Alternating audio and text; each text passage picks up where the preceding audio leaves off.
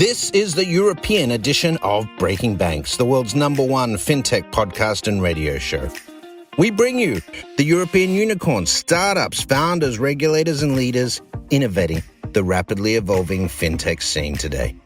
A truly localized podcast with both English and local language content, with some of the world's most well-known hosts and influencers in the fintech sector globally. Join us every week as we explore what makes the European Union a phenomenal proving ground for many of the fastest growing fintech plays in the world today. Okay, let's roll.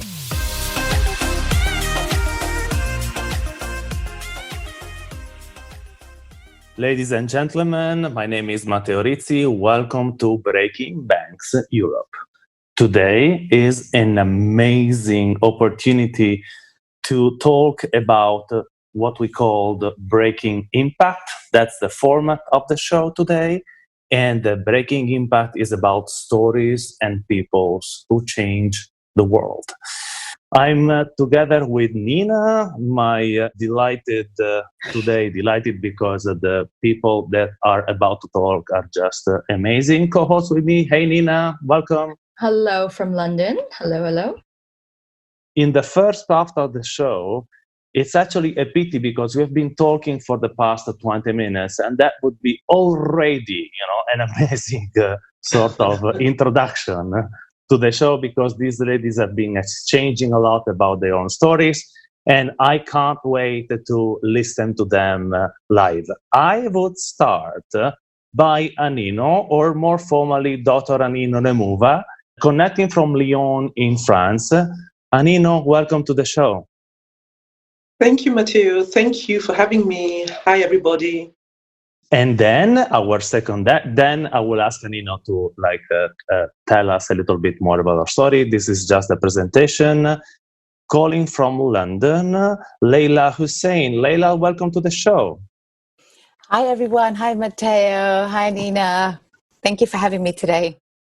Soulaima, I was actually mentioning you before, and you will excuse me, but despite the fact that you and I are, go back a longer time ago, I could not pronounce your family name. So I will actually let you say it, because I confess my weakness here. It is not written in front of me.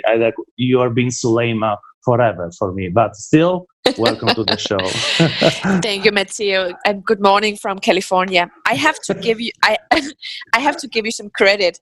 At least you're being honest, No, but like yourself, I guess, right? I've always traveled. One of my greatest assets in life is my network, the people I know, right? And Exactly. You meet new people all over, and names matters. Your mom, your dad, your parents, whoever gave you a name because they thought that would be a perfect name for you. So we all have to step up and be honest if we don't remember a name or can't pronounce it. It's okay to get people's name wrong. So I just want to honor that you do that. My last name is Gourani, and it is a Moroccan last name because my dad was Moroccan. So my name is Soulaima Gourani. So, and really, almost no one can say it. So, and very few can remember my last name. To most people, I'm just Soulaima, so it's okay with you. Actually, that is, I think that you gave us a little hint, calling from California, Moroccan origin. So why don't you start, Soulaima, telling the Breaking Banks auditors a little bit more about your story, please? First of all, I'm very honored to be on the show, and that's really important for me to say. Every time I get invited to speak somewhere, I still get surprised. Why would anyone listen to me? I guess I've now worked for 30 years something, building businesses all over the world, and that's also why I'm in California, because I'm building another startup with a great team, and I'm an entrepreneur. I didn't choose to become an entrepreneur, actually, but I was laid off 3 times. And when I was laid off the third time, I thought maybe I shouldn't be employed. Let's just face it. Maybe I'm not someone you should have employed. So I became an entrepreneur, and it turned out it was a great way for me to live my life, because I can work as hard as I like. I have no internal politics to take care of. And that's just really something that's good for me. I used to work for HP, Maersk, Microsoft. I actually was building a fintech company a few years ago with Hitachi and the early founders of Skype. I left that company as a CEO a few years ago to move to US. So I'm an entrepreneur. I'm a very proud entrepreneur. I'm one of the very few Arab Danish entrepreneurs in Silicon Valley, if not the only one, actually. So I guess I'm a pioneer in a way. I have 2 kids and I'm married. I've been with my husband for 24 years. That is actually the one thing that I'm most proud of. We have been a little bit too quick, Soulaima, right? So why don't you tell us just a little bit more? Like, for example, like from the part that you were, can I say it, like the very you had like some very challenging beginnings, right? And this is, one of the main things that, remember, we are here because you ladies are here because you help, you contribute, you thrive for changing lives, right? And the way I believe you change, and I listened to your story in that panel that we are together, from from being homeless to being a super successful entrepreneur, advising chief of states, that's quite a hell of a story. So please share some of it, for God's sake. Thank you. So I'm having a great time here with my morning coffee. I love this. Yeah, I can. So, yes, I grew up, I'm born in Morocco. I grew up in Denmark. I have a Danish mom. I was the only brown child, everyone was white. I was kicked out of school in 7th grade. I lived in the street. I ran away from my parents. I was in foster care, children's homes, institutions. I couldn't get a job. I had to leave Denmark 3 or 4 times to even get a job. It was very hard in the 80s and the 90s for a person with immigrant background, Arab, to actually, it was very tough. Some of those stories have now become books. I have 3 books of my own out, and I have joined 16 other books, I guess. So I've written a lot about my story, and to this very day, I'm still surprised how my adversity could become such a motivational pound for other people that are going through that adversity. So I think my point is I've had, I guess, honestly, if I look back at my life, I have had such a misery, and it has been so hard. Some mornings I don't even understand how I got through it. I will say, however, I was only 20 years old when I met the love of my life, and I'm still with him, and we live here now. I will say one thing that really did save me was the feeling of being loved unconditionally. Like, I guess people can do a lot of great things if they feel loved and supported. So I think it was my luck that I fall in love very early with a man that I love. I worked really hard and all my life, but my social skills are great, really great. I mean, that's why I'm successful, because I have a great network and I have people all over the world.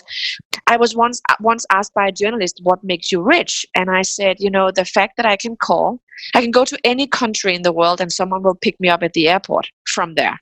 And I think that makes me rich. That's probably, that is what makes me proud. My social skills are very good and very strong. But remember, when you've built your life on adversity and mistrust, it is not easy to work in a work environment where you have like a manager. And so I guess the fact that I can't be employed, or I might not work really well under employment, that's something that's sad.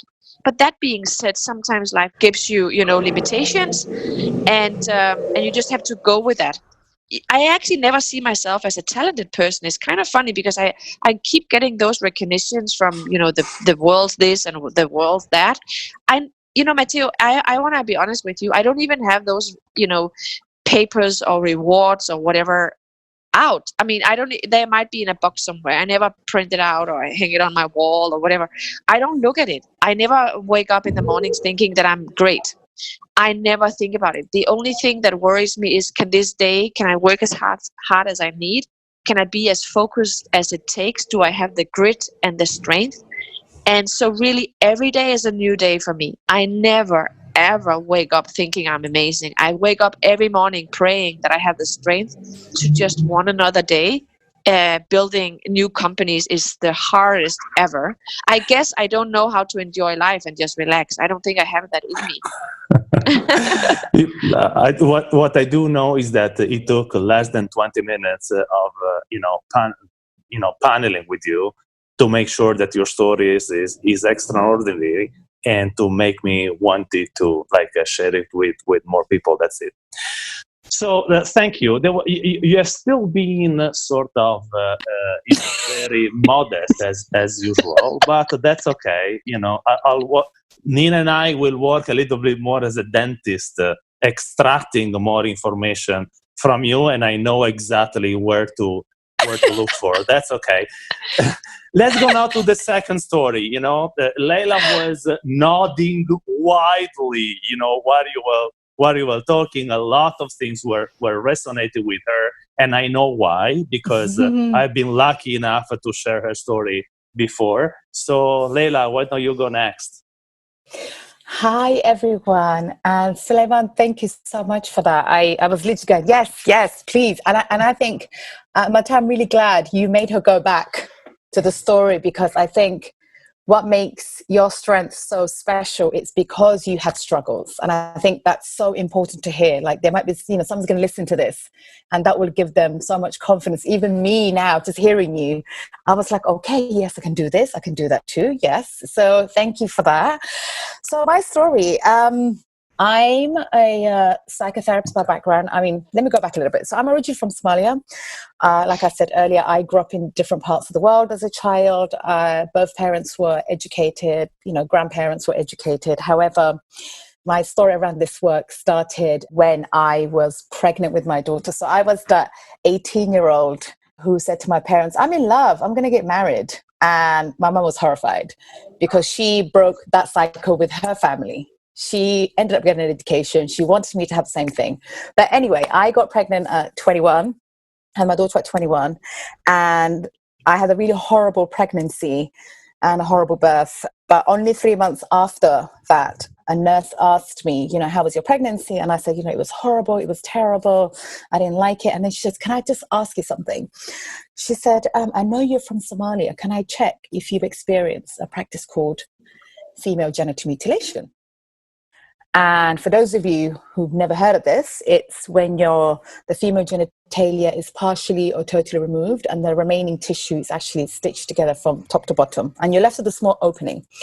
I mean, that wasn't my personal experience, but that's the context of what happens. And I remember saying to her, oh, no, I didn't have the worst type, I'm fine. I wasn't affected by FGM. I didn't have a problem urinating, having my periods or having sex. That was no big deal.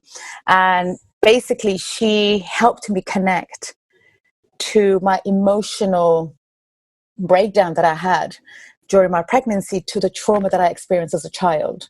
So every time I was examined, I would literally pass out, I would black out. And she was the first person to say, the reason you're blacking out is your body's remembering that trauma you experienced as a child. So by this point, I have a 3-month-old in my hand, 3-month-old girl. Anyway, to cut this very long story short, I ended up volunteering and working with that nurse. I ended up training as a psychotherapist because for me, what was missing in the conversation, especially around violence against women and girls in my community, women that look like me, African women, Black women, mental health wasn't really being discussed and there was no connection in terms of mental health. So I ended up training as a psychotherapist but before that, I ended up telling my story publicly because I'm a woman, well, I was a young woman at the time with a British accent. So a lot of people don't think I'm an FGM survivor. So I felt I needed to speak out so people can not think it was far away in a village somewhere.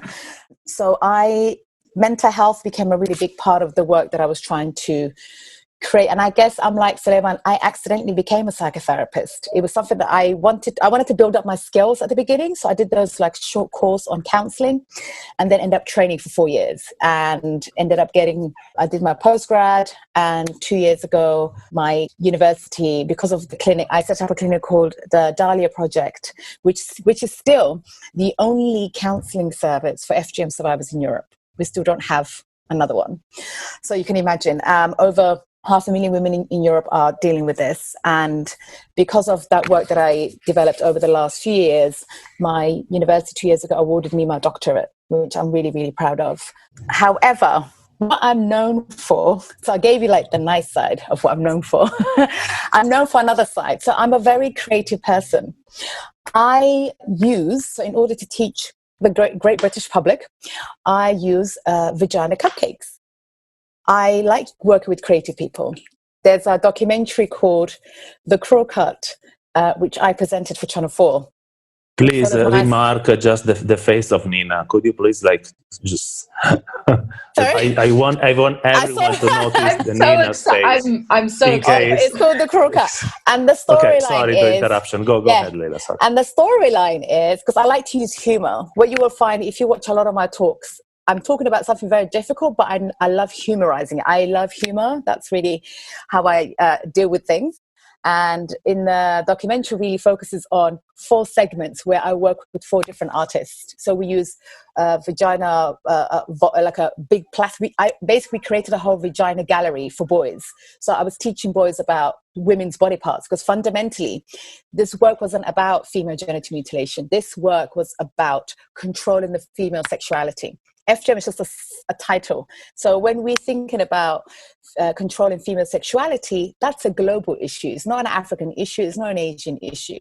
So for me, it was that. So, but just to cut that, another long story short, I was nominated for a BAFTA. So that was accidental. That was not, we had a great party, I have to tell you. So everything I've done basically, very accidental. That led me to my social entrepreneurism recently, because I'm a freelancer. I realized that working in the world of NGO, there isn't the space to be very creative, but also as an activist, as a human rights activist, as a psychotherapist, there's a sense of, as a woman who works in that space, you shouldn't be making money or doing great work. So you're kind of constrained the whole time. So 2 years ago, I set up my first social enterprise where I brought in my skills as a therapist. So what I've been doing with my company, Magol, I've been working with companies, organizations in developing their emotional well-being, because what I realized, many people are running amazing companies, but the mental well-being of those running the company is terribly affected. I had the pleasure of working with a team called IIIM at the UN, who are currently investigating the war crimes in Syria. So I had the pleasure of working with real superheroes, it felt like, who are out there trying to convict, real, serious criminals.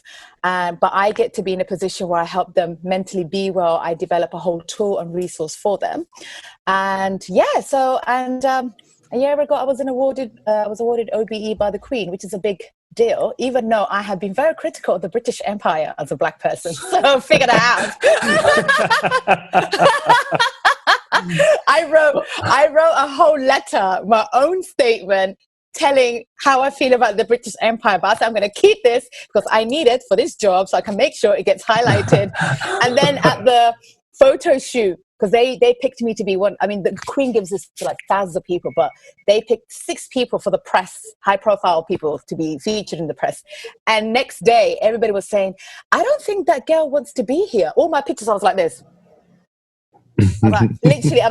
So it was like, I'm going to keep this, but I'm going to use it to my advantage. But actually, the day I got the OBE, it was from Prince William. The headlines next day on the newspapers, and it was on a 7:00 news on Channel 5. Leyla Hussein talks to Prince William about vaginas. I was like, hey, what else do you want me to talk to him about? That's what I do. That's my job. So it was, but fundamentally, my work has been about fighting patriarchy, racism, all in the same space. To me, you have to bring all that into the same. And I'm currently teaching my old university, and for me, it's not, I always get them to think about, it's not about female genital mutilation or all these other things. I go, we live in a society that's obsessed with children's genitalias, so I'm trying to get the language. My aim right now is to change the language that we're using when we're doing this work.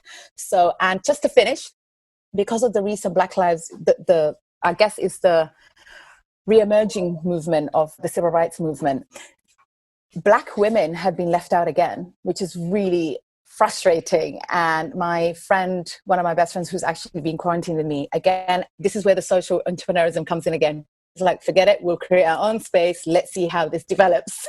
So we started creating Zoom counseling, emotional support sessions every week. We're hoping to do more. And within 48 hours, we had 4,000 requests of women, and it's still going. So I love creating safe spaces. I create safe spaces where we have uncomfortable conversations. And I guess that's how you change the world. And I tried to chase Theresa May with a 6-foot vagina costume. Did I mention that bit? No? Wait. That's a true story. There are more questions to come, Leyla. Perfect. So there we go. And I give you that. It's a little bit difficult to beat the thought of the queen. A selfie with the queen and a vagina cupcake is complicated to beat. To talk after that. But your story is amazing as well. And so please, it's your turn. I see a lot of smileys here. I love it. Well, thank you very much, Matteo. And it's totally been delightful listening to Soulaima and to Leyla. And really, I could listen for ages. So only a little bit about me. My story cuts across 6 countries. Now, for whatever reason, as a young child, I decided that, I wanted to go into banking. I don't know why. My mother was a lawyer. My father was a consultant engineer, but I wanted to be a banker. And, I did very well at maths in school. I was very good in maths. And then, I left Nigeria at the age of 15 to continue my studies in the UK. And I did my O-levels there and then A-levels. And I studied economics as a preparation to go into banking. I knew what I wanted to do because I this thing about finance, driving businesses, it's like a hidden resource. You don't see the finance, but yet it's driving businesses. So I was thoroughly fascinated about this. And so I went to study economics at the LSE. I studied monetary economics, for a career in corporate banking, in investment banking, actually. And I went back to Nigeria, in those days as a foreign student, you went back to your country when you finished. And I got hired in the UK by Citibank, and I went to work with Citibank in Nigeria as a corporate banker. I absolutely adored my job. So here I was at the age of 23, I was, writing credits for big organizations, international organizations. These were millions of dollars. I mean, when I think back at it now, I'm shocked, okay? I was writing credits of millions of dollars, and they were generating income of millions of dollars to the bank. It was fantastic. I did very well. I thrived. But at the same time, as a professional woman, young professional woman, I sort of found that there in Nigeria, you couldn't get, corporate clothing. You'd have to go to the tailor, go to the market, buy a fabric, go to the tailor, get it sewn. So there were all these sort of market gaps. And I couldn't understand, why we had these market opportunities and no one was filling them. And so I thought to myself, okay, look, I'm going to start, a small business on the side. Bearing in mind that I was a corporate banker working very long hours, people were convinced that we couldn't possibly be working all those hours, but we did. And then as any good banker does, after a few years, you go off and do your MBA. Because you're going to do your MBA, you've got to progress. And doing my MBA, I took courses. I came back to the UK. I took courses on entrepreneurship. I interviewed entrepreneurs. I looked at the theory of it. I came back to work in corporate bank in Nigeria. By then I did work, in 4 or 5 countries with my family. We moved, and I could see the same problem in each African country. As a corporate banker, I found out that smaller businesses couldn't get access to finance, and this was impinging their growth. But I knew what you needed to do in order to get a loan, so I used to advise them how to, how to package themselves and all of that, and to get the loan. But I started out my life my career as as an economist or studying economics. And I said, look, you can't have that problem in Nigeria, in Tanzania, in Ghana, in Cameroon. This is affecting our growth and development in Africa. And, so from the world of corporate banking, I went into entrepreneurship, first as an independent consultant. But I knew that I needed to understand more about what was happening. And so that's when I decided to do my doctorate, to look at how can we finance entrepreneurs. Because at this stage, I felt that the growth and development of Africa was being stifled if entrepreneurs couldn't get access to grow. On the case-by-case basis, working with groups of entrepreneurs, I set up, groups of women entrepreneurs, and you could just see the difference, in just, you have seminars, you have a network, and just allowing them or helping them to be able to access finance, to resolve their problems, and you can see growth very, very quickly. And so I thought, look, we need to do this on a global scale, not on a case-by-case basis. So I went off to do my doctorate, with the intention to work with banks, increasing the capacity to lend to SMEs. But in the course of my doctorate, my work was, the research covered institutions, banks, the SMEs themselves, the whole sphere. I had so much data to try to really understand what is happening, because the information we sort of get, or the data or the research we get from developed world, as far as concerned, didn't really address our contextual problems, in Africa. But anyway, what it is, you find out that, finance is one thing, but there are other things as well. You have to work on the, skills building and all of that. And so I went into that, and my consultancy business, working with entrepreneurs and business leaders on finance and strategy. But also I started creating this community of women business owners, and with the view of, the seminars to help them with their management development. But then I found out that the network aspect was so powerful, and that they derive benefit from being with each other. And in fact, interestingly, the only article I've written for that publication it was just so fascinating. I had to write something down. I wrote an article which was published in Forbes and also syndicated to Entrepreneur on this issue of the benefits of networking. I didn't mention, where it was from or whatever it was, but it was from the group of entrepreneurs I worked with, and it resonated globally. It wasn't just something that happened in Africa, but resonated with people, around the world.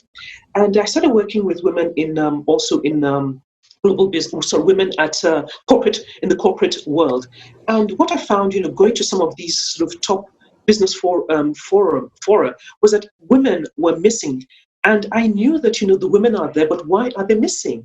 So there we have, for example, World Economic Forum, the businesswomen, you can hardly find them, alongside, they're not there. And so I started to create communities of women at the World Economic Forum, communities of women at the UN General Assembly, and gathering, women at this levels, founders, entrepreneurs, corporate CEOs. We have groups on LinkedIn, we have groups everywhere, and the energy and the dynamism and what comes out of it is amazing, And during the lockdown, what I did do was, right at the beginning, we started with sessions which were online, which we were open to the public, on helping, women to raise finance globally, on, all sorts of aspects of running a business, whether it's corporate world or whether it's in entrepreneurship. And the feedback was really fantastic, and this was something which we found was beneficial. So we ran them, sort of very often. And as I was telling the ladies just before we finished, one of the amazing things, for us is that the last session which we ran, which was 3 weeks ago, which was global women talking about, in a crisis, talking about what's happening in this crisis and solutions to global crisis. So these are women CEOs, roundtables, and it's all women.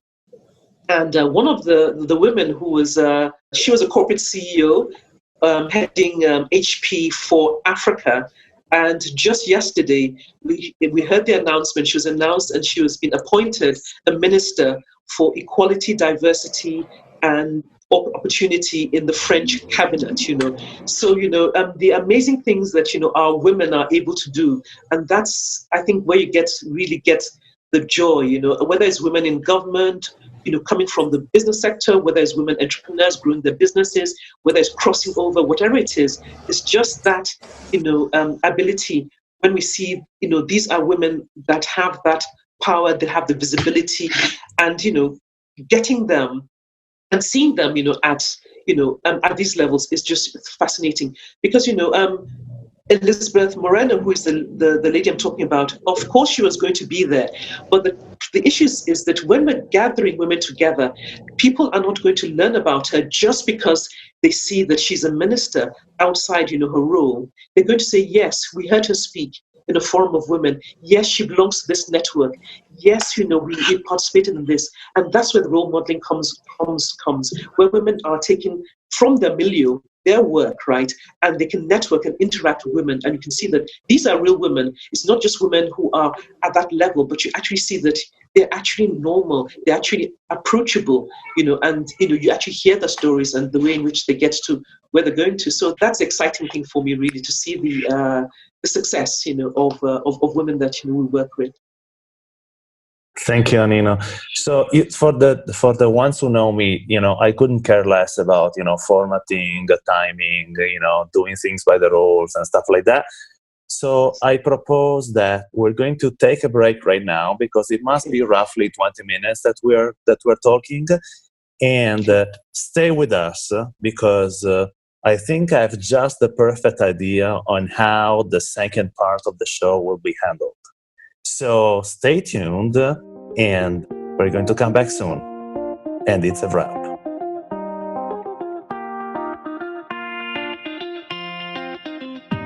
At timepledge.org, we are building the largest free coaching and advisory platform for entrepreneurs by providing mentorship opportunities based on pledged time. Our network of seasoned industry experts acting as coaches is working for free, pledging their valued time to the next generation of entrepreneurs who will change everything. Our portfolio of sessions goes over every skill an entrepreneur needs to successfully launch his or her startup, from how to pitch and behave with investors to how to best market your idea online, or even how to best manage your team. We have the perfect sessions with the perfect mentors. Want to learn how to become the best entrepreneur you can be, or mentor the next generation of entrepreneurs in Africa and Asia? Please visit timepledge.org and let's get you started.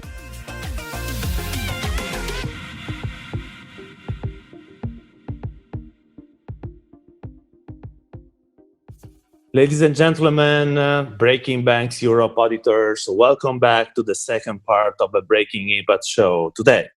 As I was telling during the break to our estimated guest and to Nina as well, I think that we agreed to scramble a little bit the format of the show today. And instead of everyone keeping on mute, waiting for the question to come, the stories that we have heard in the first part of the show, I think they are they're screaming to be shared and to be interacted with. So we decided all together to, although it might be a little bit more confusing and noisy and improvised, to unmute everyone and just keep a free flow to the questions and the observations and sort of the inputting, on the different talks that we heard so far, so that you guys get the conversation raw as it is, because we believe it deserves it. Okay? So, and Nina, I have now to give you the floor. You've been smiling and nodding and wowing, and so, and your jaw dropping so far. So I think you do deserve to kick off this conversation, but please feel free, as we all were in a bar with a coffee, tea, cocktail, choose your poison, and sort of having a conversation. Well, thank you. Thank you, Matteo. Yes. So obviously it's a podcast. You can't see my face, but I've just felt so much joy listening to these incredible women sharing their stories.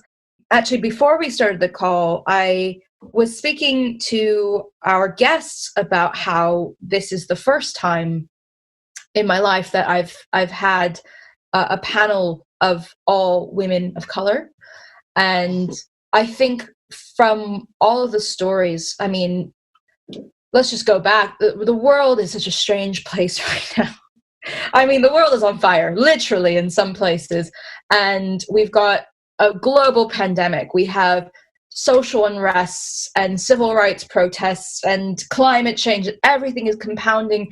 But I think one thing that I have found that ties all three of our guests together is the resilience of women, of these particular women, and the resilience and the curiosity and the audacity to go and do something and take matters into your own hand and change that. And so when I say this is a big deal for me, because also on top of that, all three of these women have been firsts in their careers and in their experiences. And I think that's really important to talk about, and kind of the role modeling that we've been doing, especially as we see younger and younger people are stepping in and really taking on the world's problems, issues. And so I'm just kind of curious from your standpoint, how you feel knowing that you are a role model, and also how you feel about everyone that's coming up behind you, and your thoughts on that, given the circumstances in the world. Nina, sorry, you realize that people can see you, right? Because it's an audio video stuff. So before Is you it get audio? no, it's also video for you, right? So before you get too wild, just behave you. But that's okay. I was checking just in case you were starting. They can see me, but our listeners can't. That's okay. So, ladies, whomever, I see, Anino and Leyla, you can unmute yourself and just, whomever wants to get first, like, just actually, you can even raise your hand physically. I think I'd like to say, when you talk about role modeling and what does it mean, it's only relatively recently did I understand what it meant. That's personally. And you think of a role model as somebody that you see and the person has achieved certain things. But in today's world, a role model is somebody that other people who are coming up can access. So I think in role modeling is access. Because if you have somebody who has achieved things and you can't access, then that person is on a pedestal. And, the younger people cannot relate. So it is actually showing the younger ladies, other women, that this thing is accessible. That is not because, there's something particularly special about me. And one of the things I think is going for it. And I just give you two examples.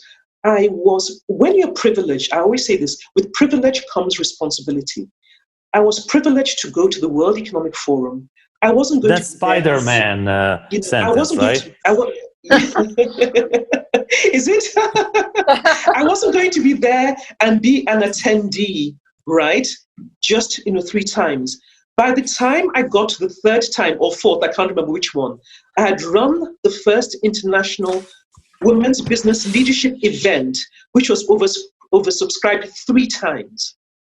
And I didn't even have the money for it, okay? I was working as a small boutique company. And that was because I talked about it, I decided I would do it, and an organization which is run by women said, yes, let's do it together.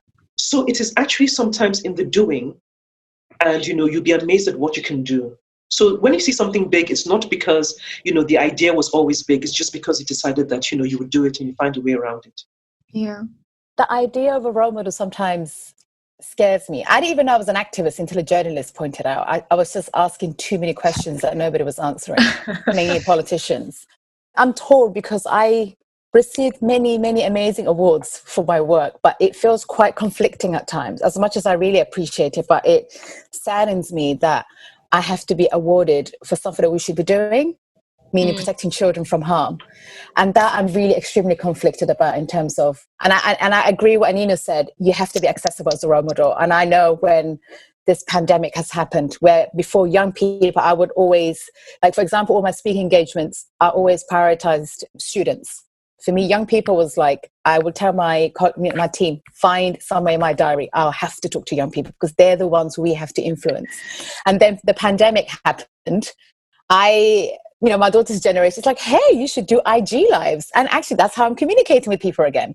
So it's constantly changing. I think as a role model, you have to change.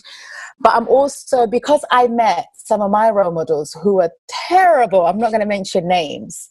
So I'm very mindful not to turn out to be, are we allowed to swear in this podcast, by the way? Swear by away. all means, swear away. Okay, so I met a few assholes. I met a few assholes. Yeah. Oh, I met a few assholes who were my role models. When I met them, they were horrible human beings. So I'm very mindful to be that I don't become that person. And some of them were pushed. I think they go through a lot. And I think for me, the emotional well-being work has been for that reason. I don't want to be stuck in a space of hate and anger all the time, because sometimes that's what people end up seeing, not what you're trying to do. Do you see what I mean? So the word role model can be quite by the way, Leyla, sorry, I want to do a shout out for free to my friend Nectarius Leolius, ex-Swift, Tribe, that just launched a podcast. You ladies and you, Leyla specifically, should have a chat with him. It's called Naked, and it's a podcast about entrepreneurs that are like suffering emotional distress or like living with the burden of building a company. Yeah, he launched a podcast like 3 weeks ago. It's called Naked, and you guys should be in touch. Oh, and absolutely! And someone remind me to to tag him in the tweet of the conversation, so you ladies can reach out. Soulaima, sorry, you wanted to intervene.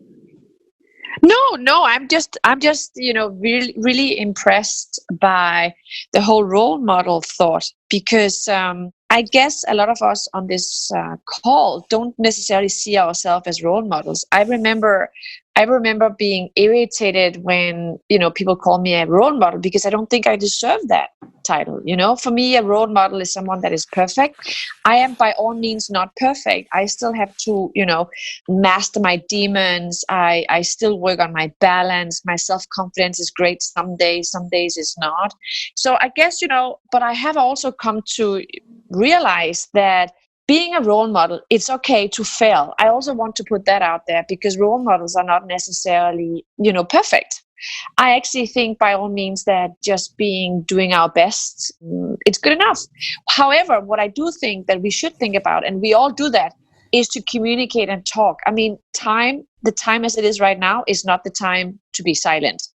There's so much that we need to point out, all the inequality, all the things that are going on, that being environment or gender rights or whatever.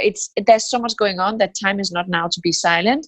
So I want to, this is an opportunity for everyone that feels that the world is not fair. If they have something to offer, time is really now to step up and start a movement and get people behind the cause that you're working to improve in the world. And remember, you don't have a movement unless it moves without you. That's also very important. It's not about you. A movement is never about you. Absolutely. That's a thank really you. good point. Thank you. Yes, thank you. Oh my God. That point is so pertinent, because I think as Leyla was saying, like, actually sometimes you meet your role models and then they turn out to be assholes, which is the worst case. But I think this beautiful thing about female leadership I've found is I have mentors who have been very open and honest with me. They said, today is not a good day. Today I cannot get out of bed. Yes. And the fallibility of being a human being. And that actually, I think what I have noticed from the women I admire is they're a lot more, not quick, but able to kind of take their mistakes and not just own up to their mistakes, but also to impart what they have learned. And I think that's a big part of being a role model, because actually no one is perfect, as you said, Soulaima. So just how are you going to roll with it once you mess up and make sure that other people don't make that same mistake? Yeah. Can I say something, Soulaima? You're actually the perfect role model. That's the whole point. That's what human role model. Right.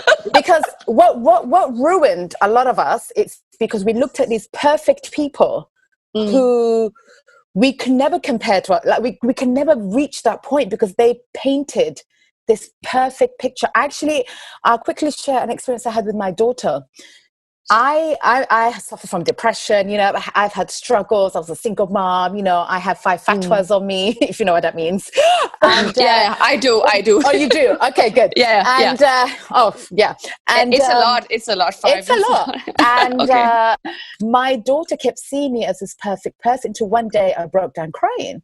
And I said, and she was like, I thought this whole time you were this perfect human being. Actually, she said, I love seeing, it's great to see mommy has bad days. And actually, I didn't realize I was putting that on her as well, that she had to be perfect, because she kept seeing mommy being perfect. So now I absolutely, when I'm sad or upset, I let them know, hey guys, I'm not having a great day. And one thing I recently did with my colleagues, and I learned this from another entrepreneur who gave me this idea. We started Fuck Up Friday.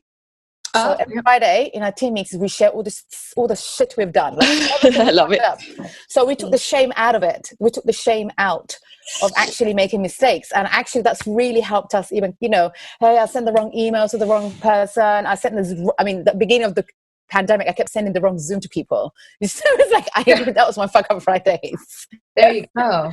Well, I think as well, so to go back to Soulaima, your point about Anino, unmute yourself, because I can see that sometimes you want to talk. We don't hear you. Just remember, ladies, we are in a bar. Completely unredacted. Exactly, we're just missing the drinks, everyone. Right? Cheers. Cheers. To your earlier point, Soulaima, about having a movement and it has to transcend you as a person. I've been reading a book by Leyla Saad, different Leyla, and she, in the beginning of her book, Me and White Supremacy, she actually talks about this idea of being a good ancestor, and that is what motivates her and everything she does, because it's the idea of we want to plant a tree knowing that we're never going to sit in its shade. Right. We're trying to create a better world for ourselves. So I think, kind of based off what each of you have been saying, there's been a lot of this theme of, I am the pioneer right now, but I'm trying to make sure that I'm instilling into the people around me so that they can pick up the mantle and move forward. I mean, Anino, you were saying, this network that you've created of women who presumably then will move on and continue to attract other women to them and keep that going. I mean, I'm putting that on you. I don't know if you would agree with that assessment. Absolutely. Sorry, ladies. I just wanted to add something because it's totally on the same line, and it's about gratitude in this very moment. So this morning I wrote a tweet about the fintech world being Trumpified, right? Because I'm start getting only and why I use the word Trumpified, because typically the ones who knows the least are the one who talks the most, right? And it's all about and it's all about showing up, keeping appearances and stuff like that. So, which is why, when Soulaima, I'm pretty sure that, and by the way, I already wrote 6 books and participate in 20. And you can say that, instead of being, hey, hello, I wrote 20 books and whatever, right? So and I'm grateful because you really are showing me today, right now, not only to me, but to the ones who are who have ears to listen, that there is another deeper, much more authentic way to do business, where actually substance matters the most. And I'm so great that we are showing this other phase now. Coincidentally, they are all women showing this thing today. It's not a coincidence. But that's why, but what is amazing is that I keep, I'm lucky enough to expand my network and keep meeting amazing women entrepreneurs.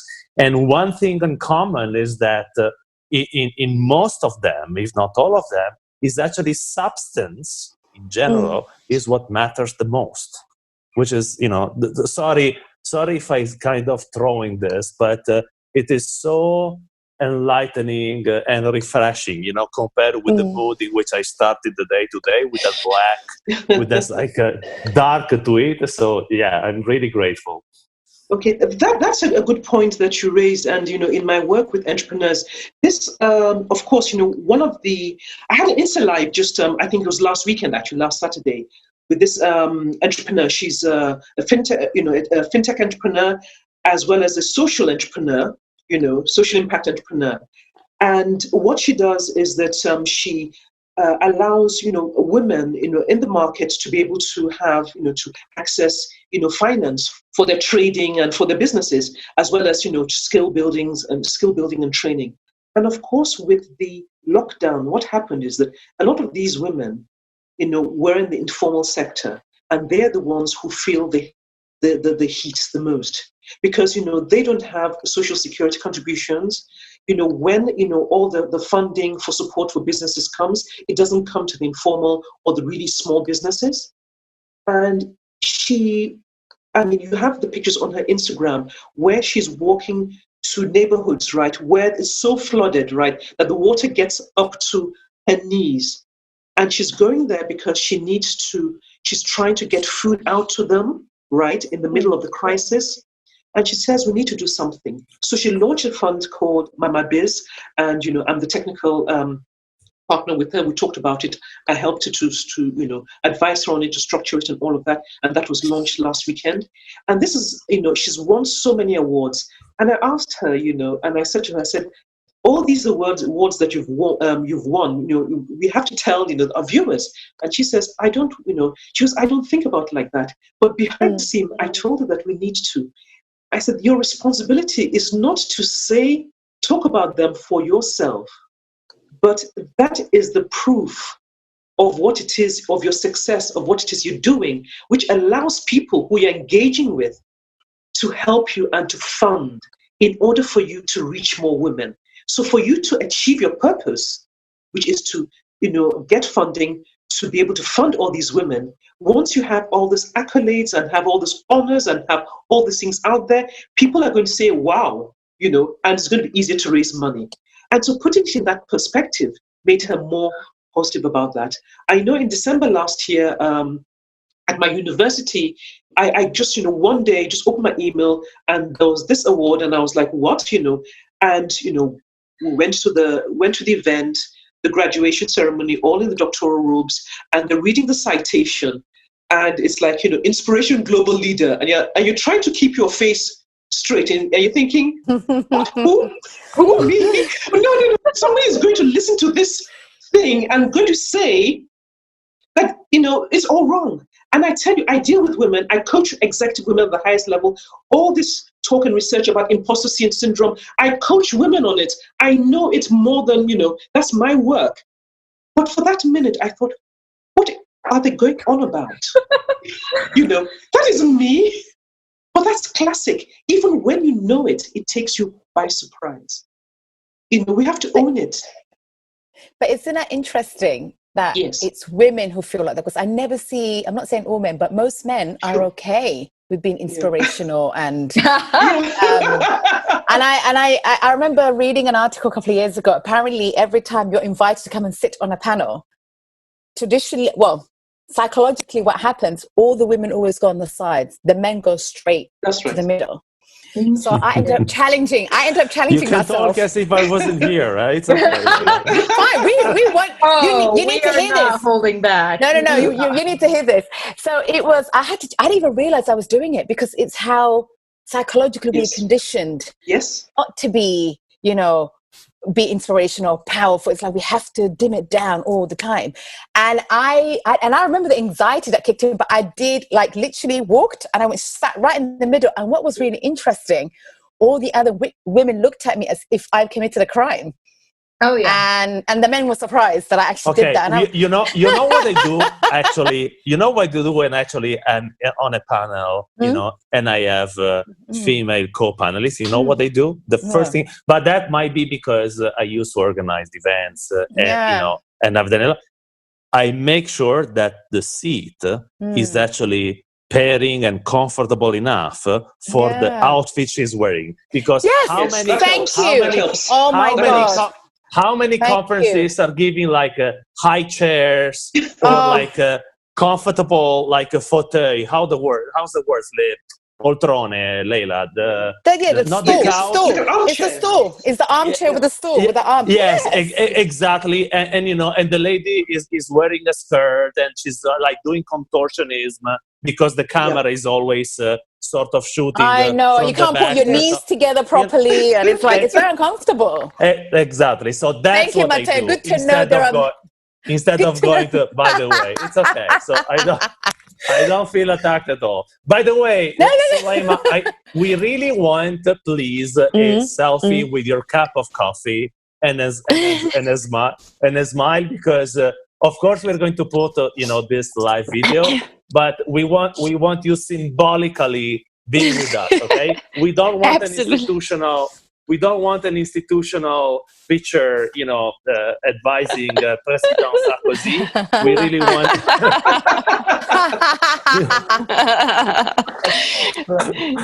That is totally okay. I was working. So to the story goes that you might not know this, but we are in the middle of closing our seed round in Palo Alto, and it's crazy time. So we worked until 1 a.m. So it is just so I'm still actually in my robe, but it's fine. I'll dial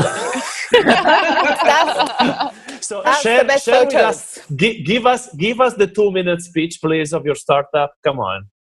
We owe it to the audience.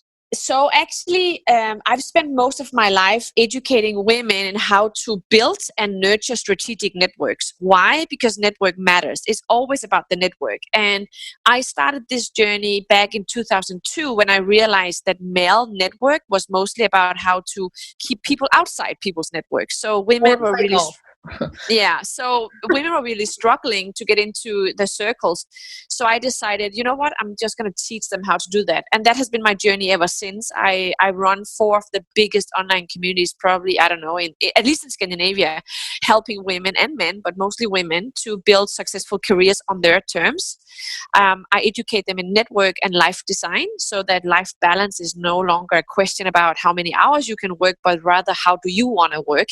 I teach them how to live an asshole-free life, meaning, how to live life on your terms and how to find your talent and all that. So that's just what I do on the side. What I'm building here is actually a tool called Happio. And Happio is the first conference meeting software online where you as a thought leader or as an SMB can actually meet your clients and customers, investors, whoever, in a new and better improved environment.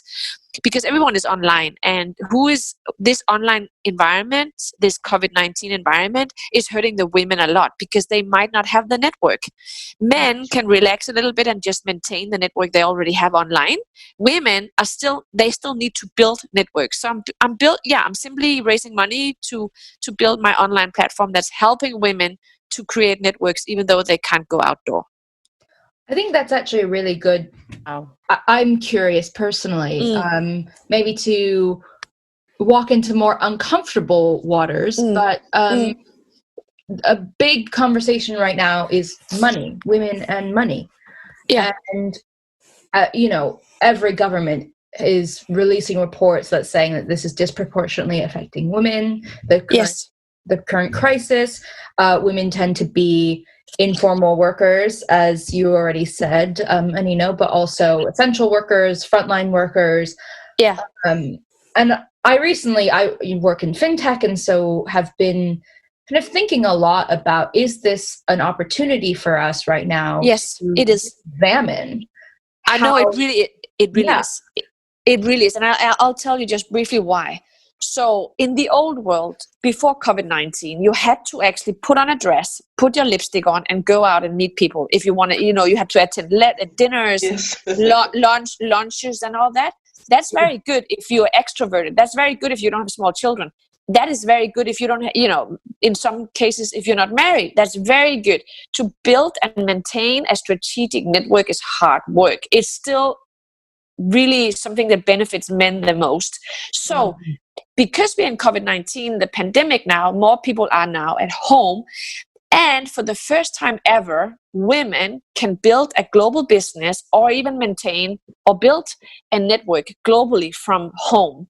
So if you are a woman, introverted or disabled or whatever, this is the time for you now to understand this is an opportunity. It's hard. It's very hard. But this is an opportunity because now, for the first time ever, it is okay to work from home.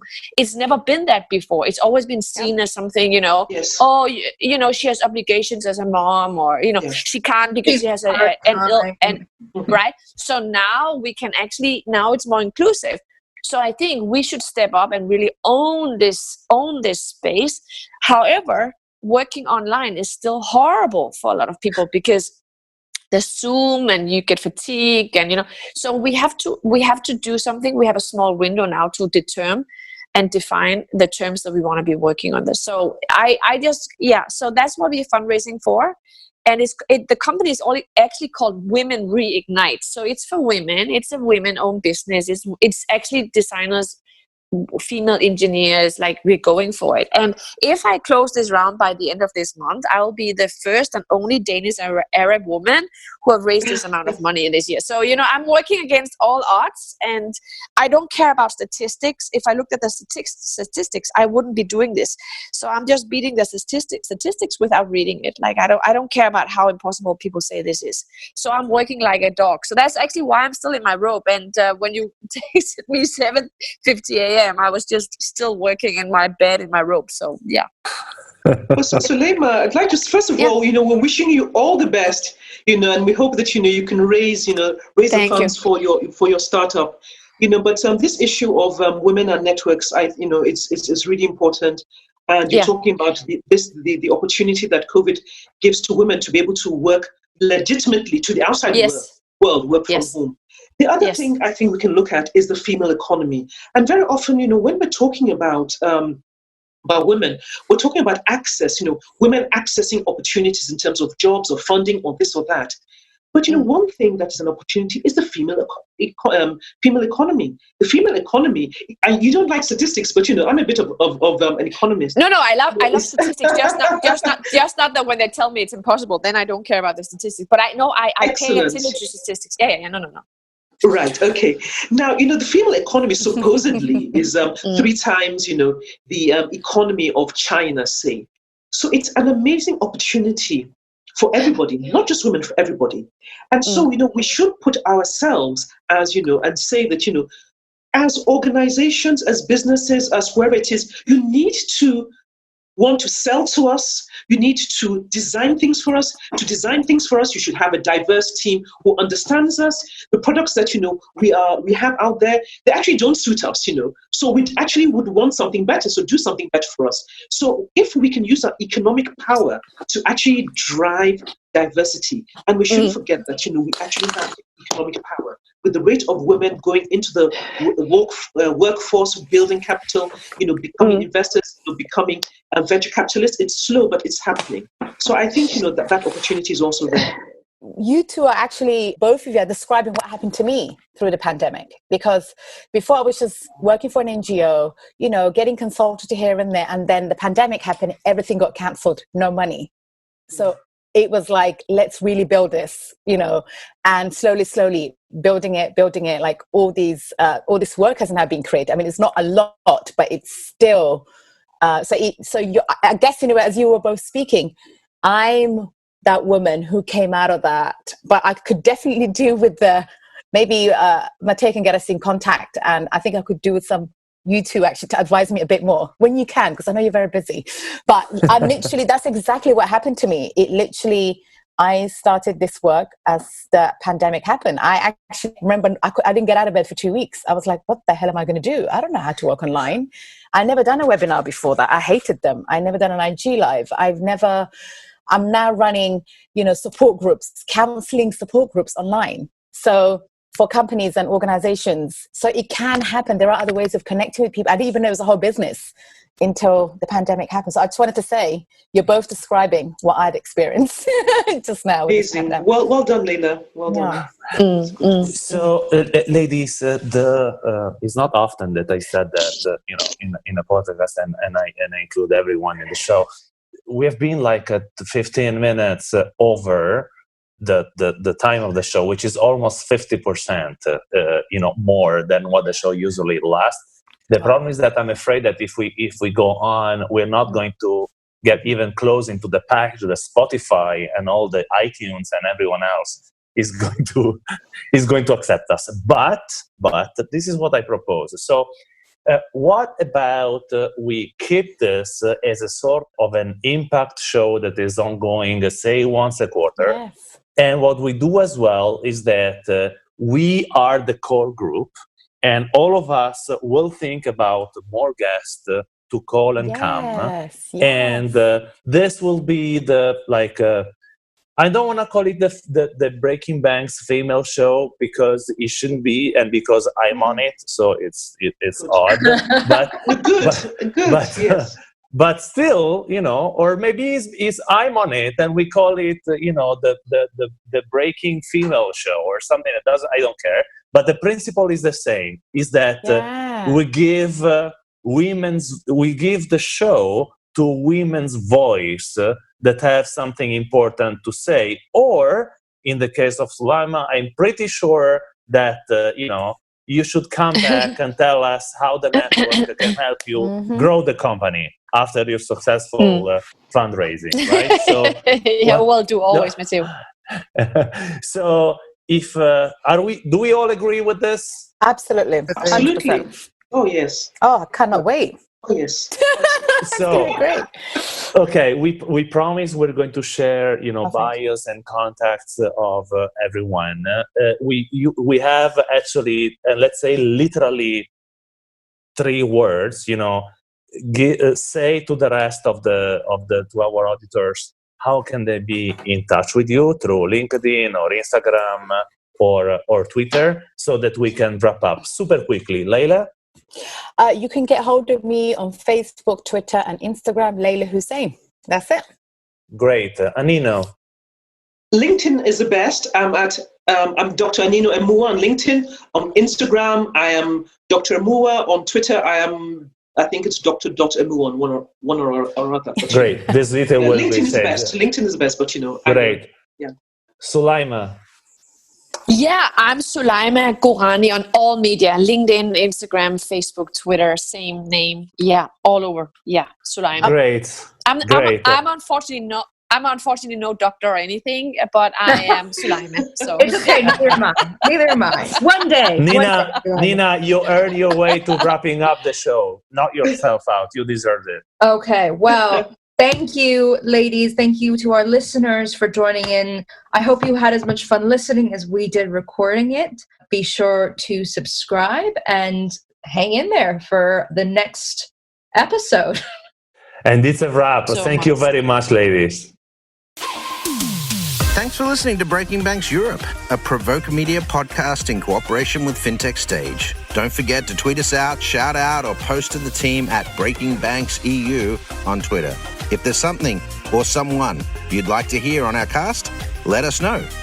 See you next week on Breaking Banks Europe.